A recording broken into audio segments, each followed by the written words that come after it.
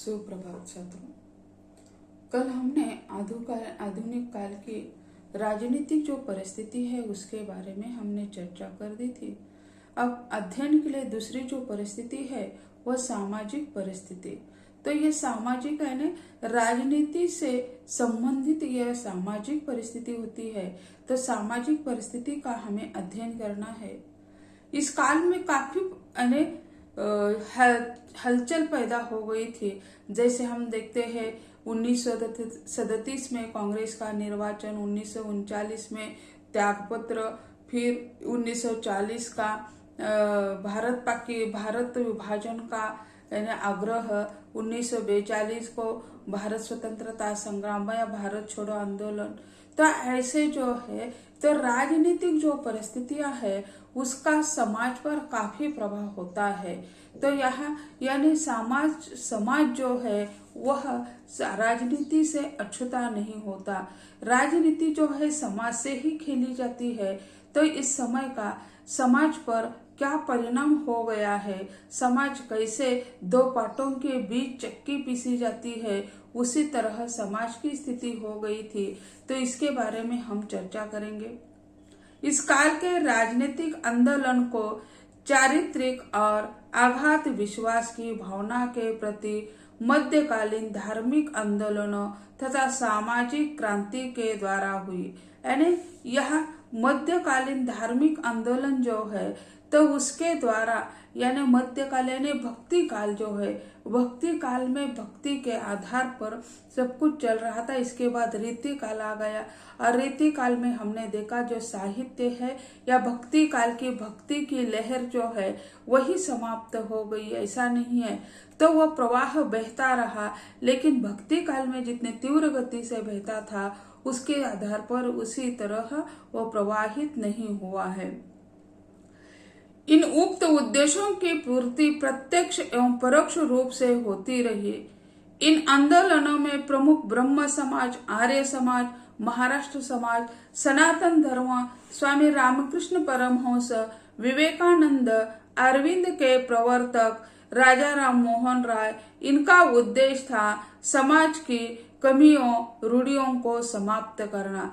यानी ये जो समाज प्रमुख जो है, समाज के कई नेता है, नेता नहीं कह सकते हैं, हाँ हमने समाज सुधारक कहते हैं। इनमें ब्रह्म समाज है यानी आर्य समाज है, महाराष्ट्र समाज, सनातन धर्म, स्वामी रामकृष्ण परमहंस का संप्रदाय है और विवेकानंद है, अरविंद जी है, राजा राम मोहन जी है। इनका उद्देश्य यह था समाज में जो कमियां है, समाज में जो अंधश्रद्धा है इसको कम कर देना। आज यह स्थिति रूढ़ियां जो है, परंपरा जो है मनुष्य को किस तरह यानी पाताल तक ले जा रहा है, मनुष्य सुधारने के सिवा, समाज सुधारने के सिवा किस तरह आडंबरों में फंसता जा रहा है, इसके बारे में वे चर्चा करते थे और उसमें सुधार लाना चाहते थे।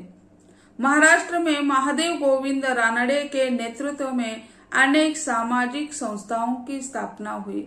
महाराष्ट्र के गोविंद रानडे जो है, महादेव गोविंद रानडे जो है, उन्होंने महाराष्ट्र समाज की निर्मित की और अनेक सामाजिक संस्थाओं की उन्होंने स्थापना की। उनका उद्देश्य यही था कि अनेक समाज जो है अंधविश्वासों से बाहर निकले, जिनका उद्देश्य सामाजिक सुधार एवं भारतीय संस्कृति के प्रति अनुराग उत्पन्न करना था। स्वामी दयानंद ने ईसाई धर्म और प्रचार की प्रतिक्रिया में आर्य समाज की स्थापना की। यानी उसी समय ईसाई धर्म और प्रचार की प्रतिक्रिया में स्वामी दयानंद ने यानी ईसाई धर्म क्या करते थे कि यानी यहाँ के हिंदुओं को उनके धर्म में यानी धर्म परिवर्तन करते थे। तो उसकी प्रतिक्रिया देने के लिए उसके विरोध में स्वामी दयानंद जी ने कार्य कर दिया है। राष्ट्रीयता का संचार और राष्ट्रभाषा हिंदी का प्रचार, प्राचीन संस्कृति का पुनरुत्थान, वेदों के प्रति श्रद्धा जागरण, शिक्षा संस्थाओं के निर्माण के द्वारा शिक्षा का प्रचार, सारी जाति के प्रति समानता की भावना, छुआछूत की भावना नष्ट हो।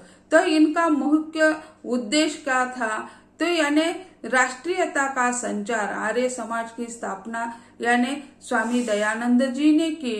और आर्य समाज की स्थापना करते हुए उनके महत्वपूर्ण 2 उद्देश्य थे।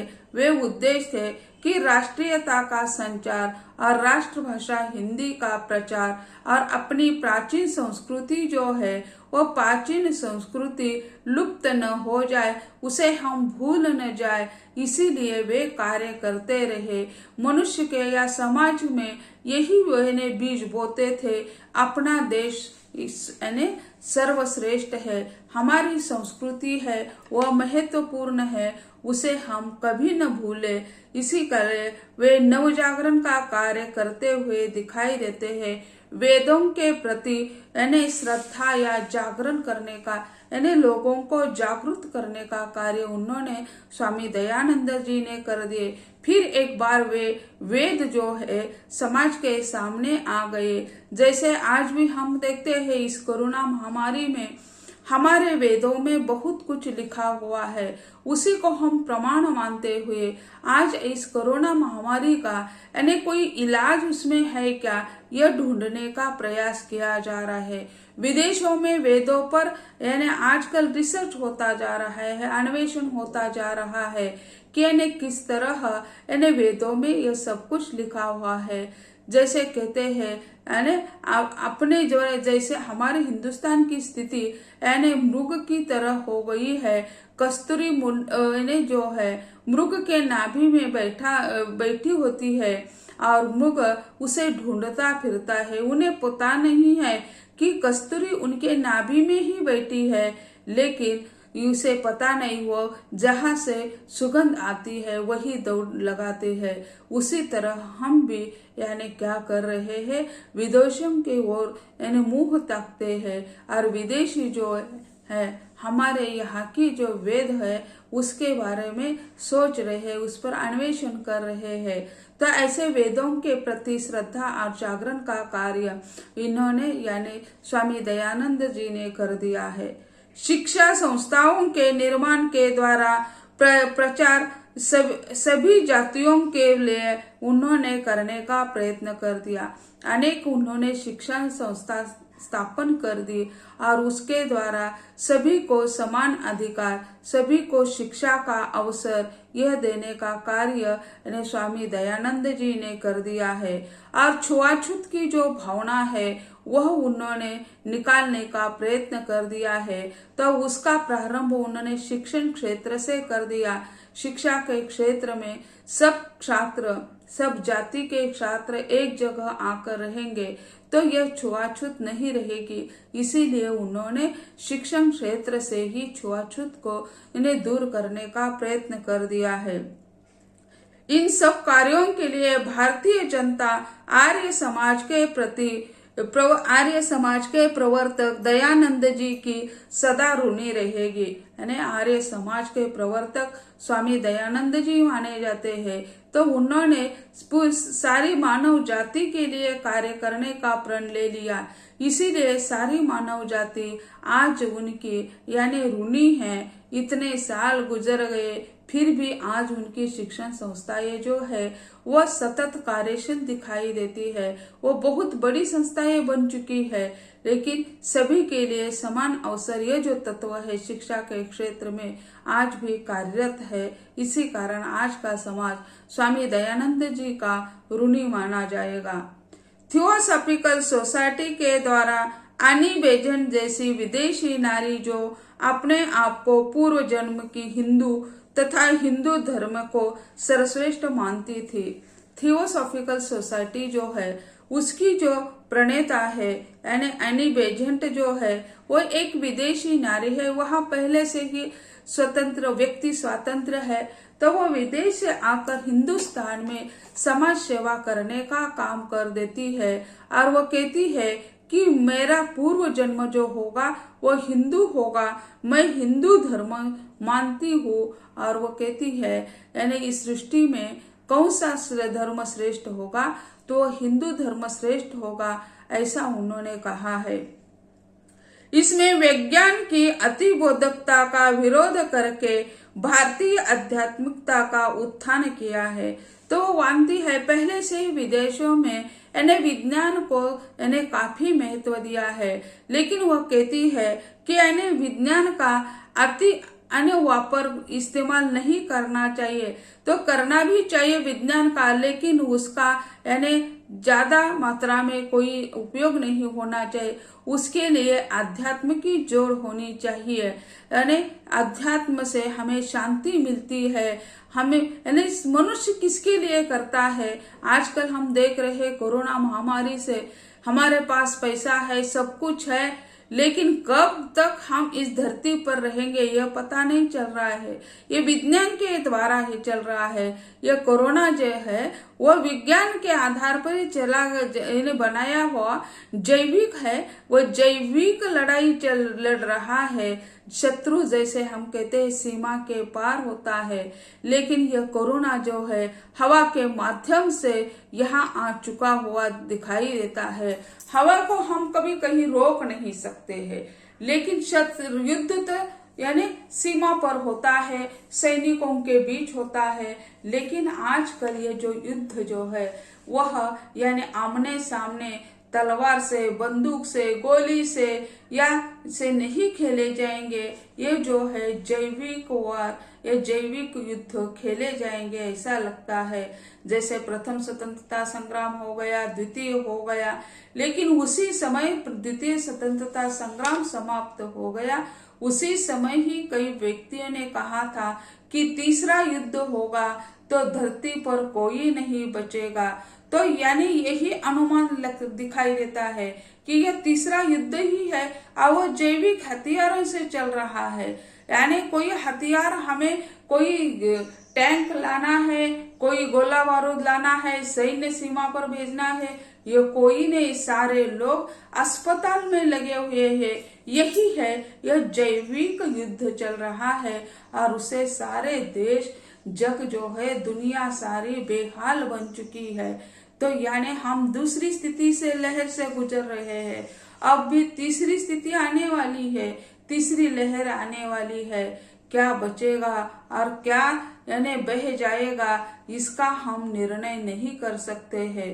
तो यानी उन्होंने आध्यात्मिकता का जोड़ उन्होंने देने का प्रयत्न यानी एनी बेसेंट ने कर दिया है। रामकृष्ण के जो शिष्य है, तो रामकृष्ण के शिष्य विवेकानंद का भी योगदान इसमें हमें दिखाई देता है। विवेकानंद जी तो यानी विश्व धर्म परिषद में चले गए थे और वही उन्होंने अपना अध्यात्म या हिंदुस्तान की संस्कृति का वर्णन कर दिया। इसी कारण वहां के लोग जो है यानी विवेकानंद जी के विचारों से काफी प्रभावित होते हैं। इन्होंने एक ओर राष्ट्रीयता का प्रचार किया और दूसरी ओर धर्म के सच्चे स्वरूप को व्यवहारिक रूप में उद्घाटित किया। विवेकानंद जी जो है इन्होंने राष्ट्रीयता का तो प्रचार कर ही दिया, इसके साथ साथ उन्होंने यानी धर्म के सच्चे रूप को, यानी धर्म कोई नहीं मानता, सभी ने मानना चाहिए, इसमें कोई गलत नहीं है, लेकिन जो विकृत रूप है, विकृत रूप को छोड़ने को उन्होंने कहा है कि यानी धर्म में जो सच्चा रूप है, सच्चे रूप को अपनानो और अपने रास्ते पर चलो, ये उनका कहना है।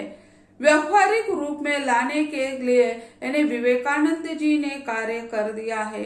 इन सभी विचारों का हिंदी के छायावादी काव्य पर काफी असर दिखाई देता है। यानी विवेकानंद जी के जो विचार है, तो उनका विचार यही था कि धर्म को अपनाना कोई गलत बात नहीं, लेकिन जो अंधश्रद्धा है, अंधश्रद्धा पर के आधार पर हम चलते हैं तो ये धर्म हमें अंधा कर देता है। हमें आंखें खोल कर देखना चाहिए कि हमें क्या अपनाना है और क्या छोड़ना है। तो यह विचार है विवेकानंद जी के। इस विचारों का छायावादी कवि जो है, छायावादी कवियों पर काफी प्रभाव दिखाई देता है। अरविंद के विचारों से प्रभावित होकर निराला हो, सुमित्रानंदन पंत जी हो, तो उन्होंने अलग प्रकार की काव्य रचनाएं करने का प्रयत्न कर दिया है। तो यानी अरविंद के विचार भी है, विवेकानंद जी के विचार है, तो ऐसे अलग अलग विचार जो है उनका यानी छायावादी काव्य पर काफी प्रभाव पड़ चुका है। तो छात्रों, आज हम यही ठहरते हैं, अगले लेक्चर में उसका अगला हिस्सा देखते हैं। यानी धन्यवाद।